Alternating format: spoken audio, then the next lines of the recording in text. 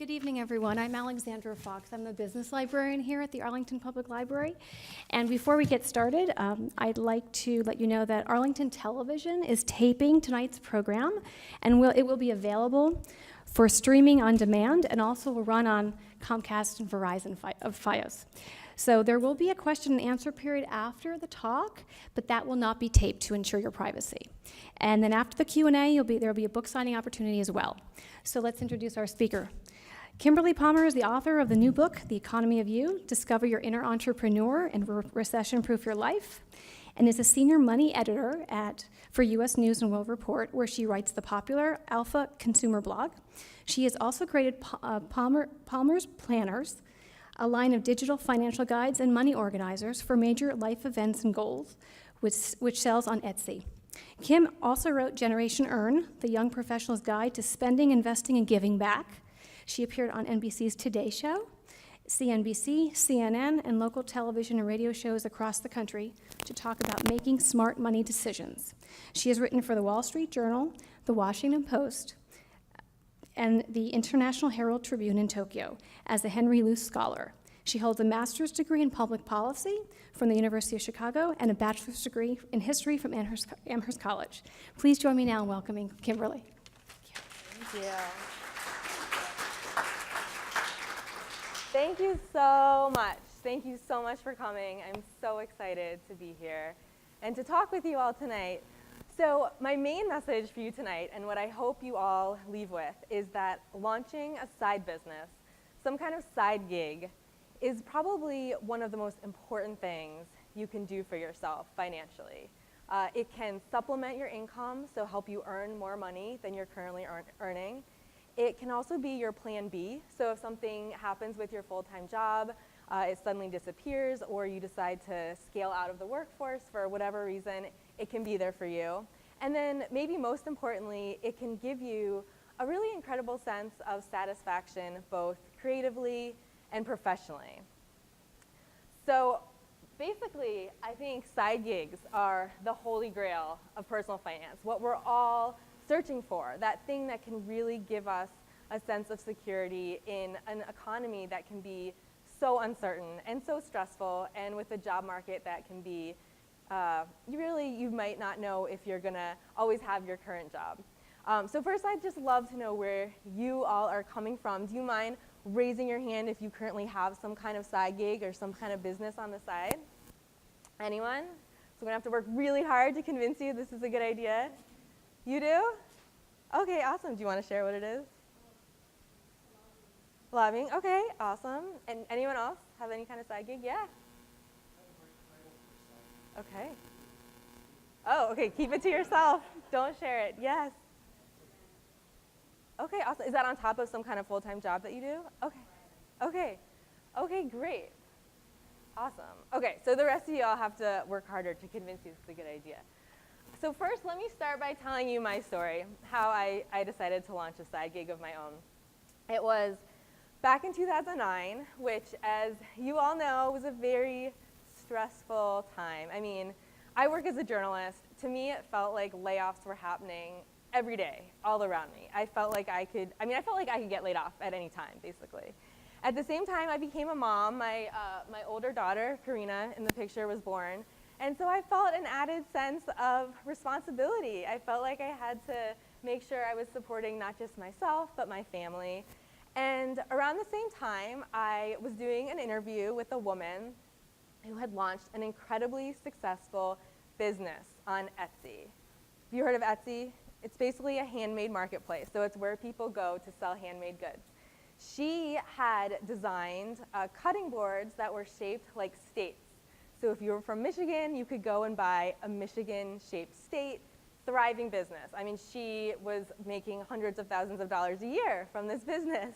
And so as I prepared to interview her for an article, I was browsing around Etsy, and I came across a section called calendars and planners.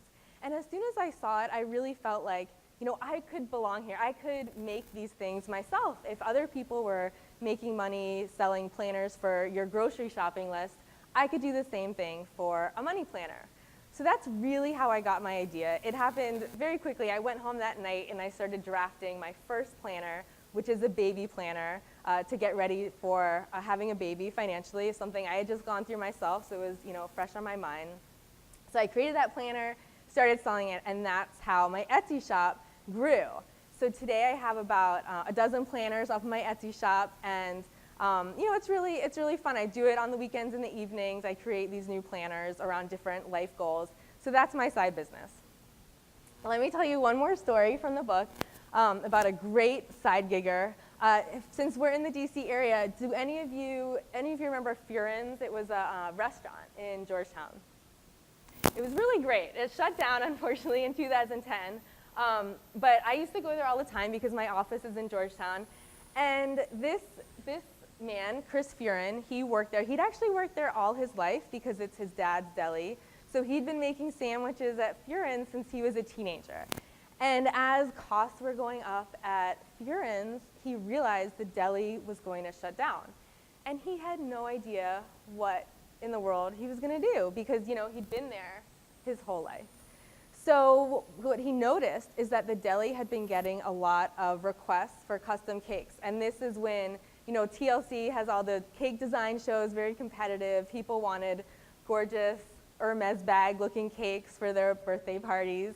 So he started taking those orders. And in the evenings, on the weekends, he made these gorgeous custom cakes. I mean, he's actually, he's an artist at heart. He has always loved drawing. And this became his thing. So he built up this huge following. And now, today, so Furin shut down back in 2010. And now today, he took his side gig when it shut down, made it a full-time business, started out in his kitchen. I actually visited him a couple years ago when he was making these cakes in his kitchen. Today, he's moved into a professional kitchen. His business is thriving. So his side gig is really what saved him. Any of you are looking for a custom cake, totally recommend him. He's fabulous. So this is Alexis Grant. She's one more example I want to share because she actually she's a social media consultant. So her skill is basically helping people with Facebook and Twitter. And she used to be my colleague at US News and World Report, and she felt, as I did, that she didn't have a ton of job security. So she basically started picking up clients, so small business owners, freelancers who wanted help being more present online. And she designs their social media pages. She now has 7 employees. She quit her job at US News and World Report, and she too is thriving. So one more example of how a side gig can really save you, or in her case, it can be what you choose to build into a full-time career. So the biggest question is often how you get started or how you think of the idea that's maybe best for you. And I think one of the best ways to get started is just by browsing some of these sites. Now, some of you said you've already been on Etsy, right? Have you purchased things there? Or? It's a great site. I really like their jewelry, their scarves. But as you can see, they have all different kinds of categories. So if you're at all of an artsy kind of person, you enjoy crafting, you can get a lot of ideas. I really found that people's ideas kind of fall into 2 different categories. So either they come from their career or their professional experience. So if you have any kind of experience as a marketer or, of course, graphic illustration, some kind of skill like that, it can be turned into a side gig. But then other people have some kind of hobby that they've just always loved. And so people on Etsy often fall into that category, turning something they enjoy into a side gig. One man I talked to, he's an instrument repairman by day, but he just loves making silly cartoon voices. And actually, he always did that growing up at home, making really goofy, he can sound like basically any Sesame Street character that you ask him to. And so he makes $10,000 a year now selling those voices for people who buy them over the website Fiverr. So this is Fiverr, another site to give you some good ideas. Fiverr is all about services. And the name is a little misleading because you do start out selling services for $5 each. And so it sounds like, how in the world are you going to make any money doing that? But once you make a few sales, you ramp up the price. So you can actually charge up to $500 per gig. And that's how Chris Hardy, the voiceover man that I just mentioned, that's how he makes $10,000 a year. So it's a great site. You can see really so many different services are offered on here. You can see here highlighted is the office assistant, drawing a cartoon, crocheting a Easter bunny hat. I mean, there's quirky ones too. So you can get ideas that you might not have ever considered. There's a lot to do with pets. So if you are have any kind of talent or affinity for pets, there's a cat coach on here I saw. If you can help people train their cats. So many options. Here's another one of my favorites, Elance. This is really for people who have a professional service to offer. So as you can see a lot on here, if you're good with computers, ton of options, lucrative options too. They pay really well. Writing, translation. This is the place to go if you have some kind of professional service that you're up for freelancing. One thing I want to say, first let me tell you too, this site, you probably recognize this. Yeah, Craigslist. A lot of us spend a lot of time on here when we're trying to sell things, but it's not as sophisticated as the other e-commerce websites I just mentioned, but you can get some ideas. So people are selling all kinds of things, photography, website design, and it's a good place to test out ideas. I mean, you have to be careful because it's Craigslist, but as long as you are not sharing your home address, there's a few safety precautions you want to take, but it can be really good for testing ideas, seeing what other people are interested in, and also kind of doing your market research. See how other people are making money on there. One thing about e-commerce platforms I think is so powerful is that there are these sites today, the ones I just mentioned, Freelancer is another one, that basically do so much of the work for you. So you don't need to make your own website. You don't need to figure out how are you going to collect people's money. I mean, you don't have to worry about any of that. All you have to worry about is your product or your service. What do you have to offer? What do you create? And then all the complicated logistical stuff is outsourced. So I think that's the really powerful thing about using these tools. What I will add, of course, is that you are paying for that service. So every time I make an Etsy sale, for example, I'm paying, I think it's about 2% of the sale to Etsy. But in my opinion, it's so worth it because I'm not worrying about credit cards. I'm not worrying about any of that stuff. So it's a way of outsourcing some of the work. So you can literally launch your side business this weekend. It makes it really easy and low cost, which is so key. So second big tip is to find your people, find your tribe online.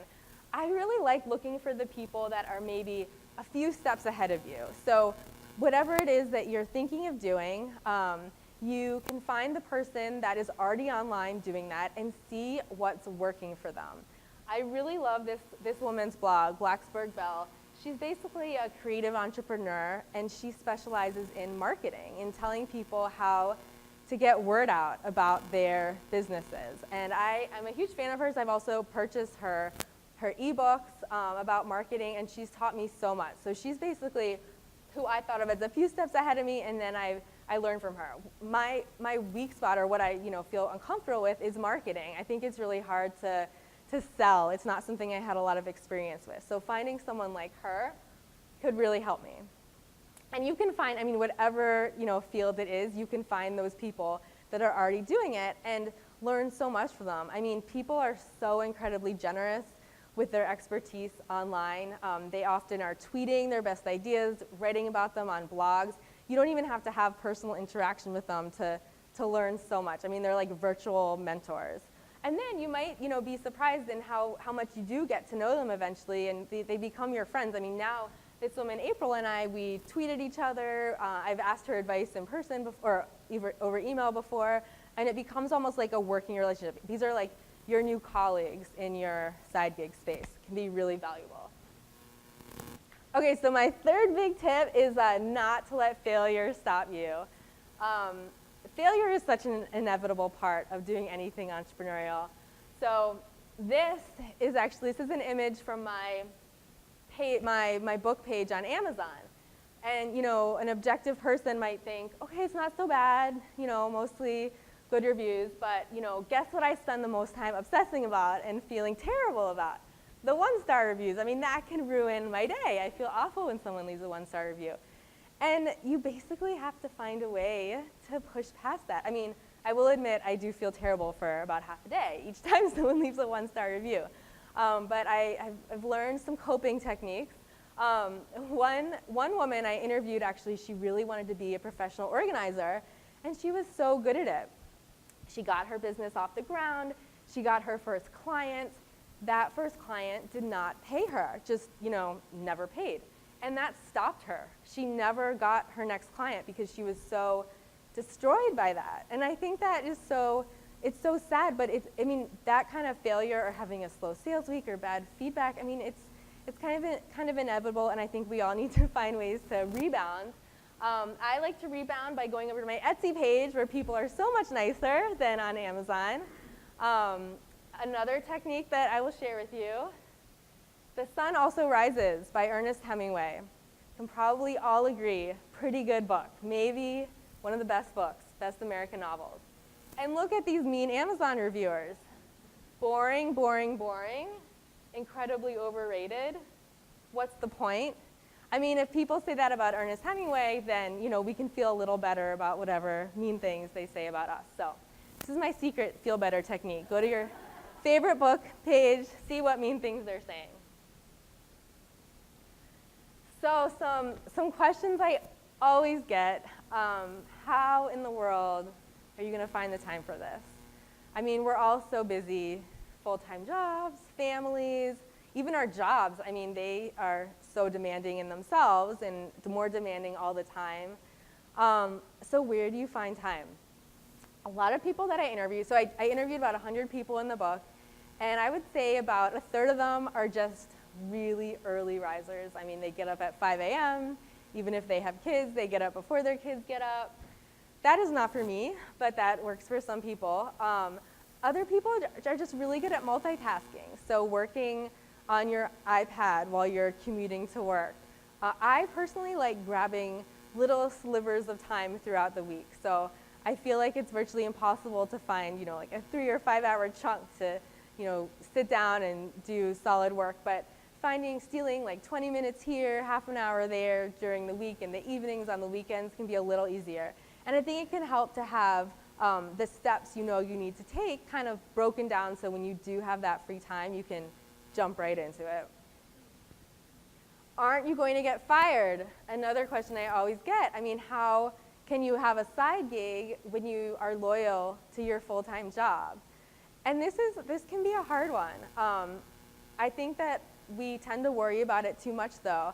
I remember in Mad Men, the movie, there was a scene, I don't know if any of you remember it, where one of the employees he basically was told, you can't work on your novel in the evening because your job is at the advertising firm. So he had to stop. So that was, what it was like 40, 50 years ago.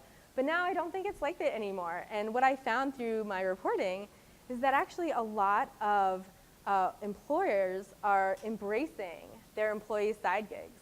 And part of the reason for that is because it's often their best, most ambitious, energetic employees that are pursuing things on the side. And they want to keep them happy. And so they can do that by offering some flexibility.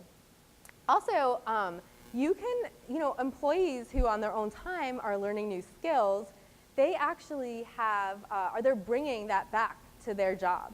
So it can really end up being a win-win situation. I know in my side gig, I ended up learning how to make an ebook. I learned more about marketing, and then I did turn around and use that at my job. So if you can make that case that it's really a win-win situation, you can avoid some of those conflicts.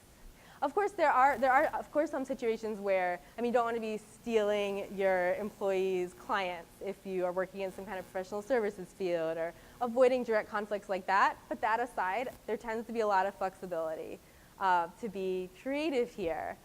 And the thing that I also usually tell people to avoid is being secretive. A lot of people's first reaction is, I just won't tell anyone that I'm doing this, and my boss won't know. But the fact is, in today's environment of social media, and you're going to want to be sharing your project, it's really hard to keep secrets. And actually, some of the most effective side giggers really take ownership of that duality of what they're doing, and that it's on their Twitter page, it's on their LinkedIn page, and they embrace that and how the side gig and the full-time job can really work together. So that is an approach that I've seen work so well for people. So how much can you really earn? I think, or I'm not sure if I told you exactly how much I earn for my Etsy shop. So for my Etsy shop, right now I earn between $200 and $400 a month. Not a lot, certainly nowhere close to replacing my, my salary or paying my mortgage, but it's so helpful. I mean, I have 2 little kids, all these, diaper costs and all sorts of costs. So it helps so much, of course, supplementing my income, but also even more than that, it's just knowing that I have this income coming in. So if, God forbid I were to lose my job, my income wouldn't plummet to 0, and I could, turn around and put more time into growing my business. So I think that's really the key. Have you heard of David Bach and the latte factor? He has this interesting idea, the latte factor, which is that if we spend $3 a day on a latte, then we're wasting, hundreds of thousands of dollars over our lifetimes, because that money could have been saved, it could have been invested. And I think that the reverse is also true. So if we are, earning $3 a day or $100 a month, that money adds up over time, and it can be, so useful to us. So I think there's no shame in earning a small amount a month, and I think that it can actually give us a lot of stability. So the real reason to launch the Economy of You, of course, there's the money, and I think a lot of us, start out being financially motivated. But what I found is that an even deeper reason, and what comes to have even more importance to us over time, is the incredibly the satisfaction that we get creatively and professionally, and most importantly, feeling that we're helping people. So you are creating a product or a service that people find of use, and it's helping them even if it's in some small way. So thank you.